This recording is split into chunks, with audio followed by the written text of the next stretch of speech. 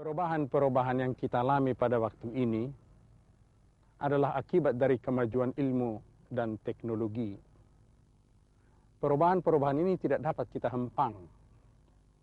Perubahan-perubahan ini terjadi dalam segala bidang kehidupan, dan perubahan-perubahan ini berlangsung sangat cepat sekali. Dan oleh sebab itu, ada manfaatnya kalau kita memahami dulu apa sebenarnya perubahan-perubahan pokok yang mempengaruhi hidup kita. Saya sebut beberapa yang terpenting saja. Yang pertama, perubahan pokok yang dibawa kemajuan ilmu dan teknologi adalah perubahan yang dialami manusia mengenai pandangan hidup. Kita tahu dalam masyarakat tradisional, kita hidup dengan pemahaman bahwa banyak sekali yang merupakan rahasia atau tabu atau larangan bagi perorangan ataupun bagi kelompok. Sekarang kita lihat bahwa ilmu dan teknologi itu mengungkapkan tabir-tabir daripada rahasia ini dan juga mengakhiri atau mengurangi tabu-tabu dalam hidup kita, larangan-larangan yang dianggap karena tidak dapat dijelaskan oleh manusia. Tentu ini merubah kehidupan dan pandangan manusia tentang kehidupan. Ini memperluas wawasan. Ini juga dapat mengganggu atau menggoncang kepribadian orang. Antara lain yang dapat merupakan tantangan bagi manusia di dalam perubahan-perubahan ini adalah tantangan terhadap nilai-nilai budaya atau nilai-nilai sosial, bahkan nilai-nilai agama yang selama ini diwarisi, dipegang, dipercayai dengan sangat kokoh. Tiba-tiba seolah-olah dia tidak mempunyai peranan lagi. Mari kita ambil dulu satu contoh dari kehidupan sehari-hari. Coba bayangkan apa yang terjadi di benak banyak angkatan muda pada waktu manusia mendarat di bulan.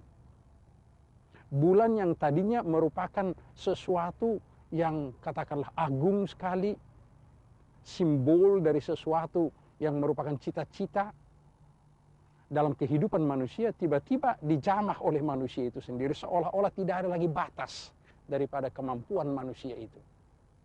Dan oleh sebab itu tantangan yang kita hadapi adalah apakah masih ada batas daripada ilmu pengetahuan dan teknologi itu.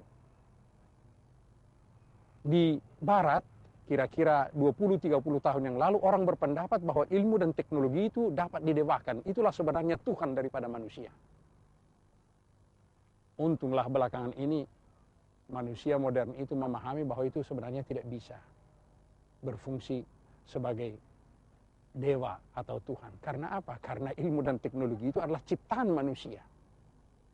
Sedangkan sebenarnya manusia itu adalah ciptaan daripada Tuhan.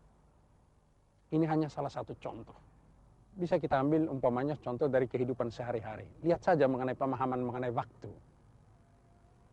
Di dalam satu masyarakat tradisional, maka waktu itu dipahami sebagai sesuatu yang terus-menerus ada saja. Katakanlah kalau tidak dapat dilakukan hari ini, ya ada hari esok. Buat apa buru-buru? Ya, alon-alon kelakon katanya.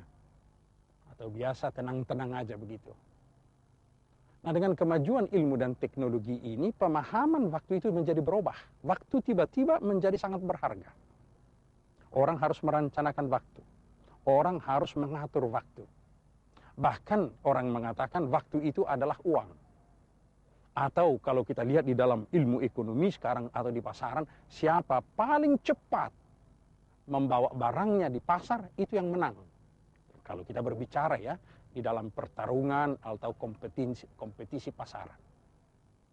Jadi perubahan ini sangat mendasar sekali. Siapa yang tetap alon-alon kelakon, di dalam perubahan-perubahan ini tentu akan ketinggalan. Dan satu lagi contoh, itu pemahaman orang mengenai materi. Saya rasa semua kita sudah tahu sekarang, bahwa orang dapat mengatakan segala sesuatu dapat dicapai, dapat dilakukan, dapat dirubah dengan uang, dengan materi. Memang di dalam pembangunan umpamanya, dalam mengembangkan ilmu dan teknologi itu kita butuhkan materi. Tetapi tantangan yang kita hadapi ialah apakah manusia yang modern itu mampu menguasai materi, mengatur materi, atau materi itu yang mengatur dia. Ini yang biasa disebutkan ancaman daripada materialisme. Dan kalau manusia dikatakan sudah materialistis, artinya dia diperbudak oleh materi, maka sikapnya, tindakannya akan diragukan apakah masih tetap manusiawi. Inilah beberapa contoh dari perubahan-perubahan pokok yang kita hadapi pada waktu ini sebagai akibat daripada kemajuan ilmu dan teknologi. Dan tantangan-tantangan yang kita hadapi ini harus kita hadapi bertitik tolak dari iman kita.